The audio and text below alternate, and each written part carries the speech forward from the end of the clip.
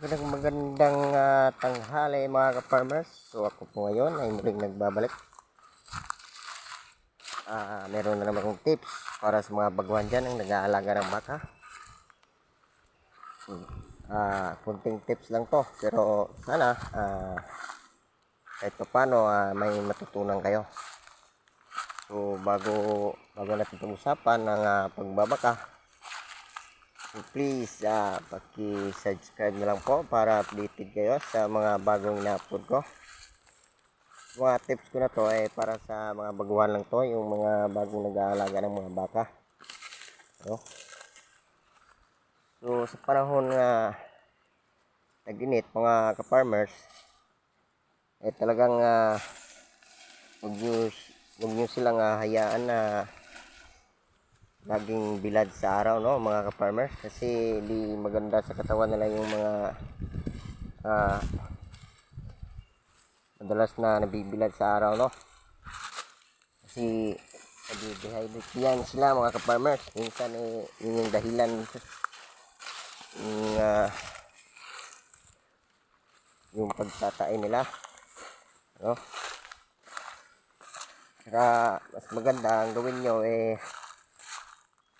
painumin nyo sila tanghali at hapon, 2 beses sa isang araw, ano. Kaya ano pang hinihintay nyo? Yung gawin nyo sa mga alaga nyong baka mga ka-farmers, kasi kawawa yung baka natin pag madalas na nabibilad sa araw. Kaya nauuhaw na nga to mga ka-farmers kasi nagmamadali na. Ngayon painumin ko lang to sa may sapa dito sa dubanda sa amin. Hey!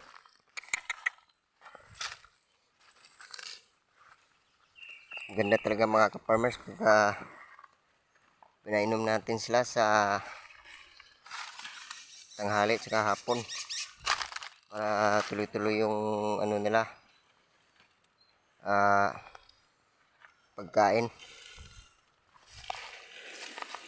Kasi pagka nauuhaw yan mga ka-farmers, nako, talagang wala nang ganang kumain yan. Pag hinahayaan lang natin sila, talagang tagal tumaba yan. Yan, no? Yung isa sa pag-aaralan natin kung paano natin naalagaan yung mga alaga nating baka.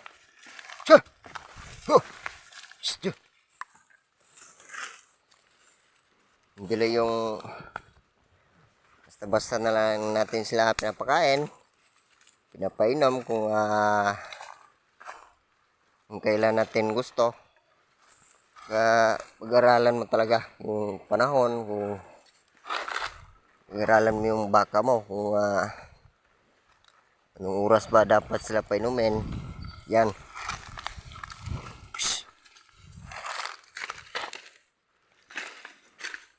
Para hindi sila magkasakit mga ka-farmers, ano.